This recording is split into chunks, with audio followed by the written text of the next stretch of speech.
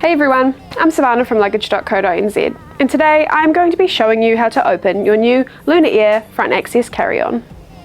When your suitcase arrives, the TSA lock will automatically be set to the default code of 000. To open the front access compartment, simply slide this button to the right. If you want to access the main compartment, slide this button to the left instead. This TSA lock will lock both the main compartment and the front access compartment.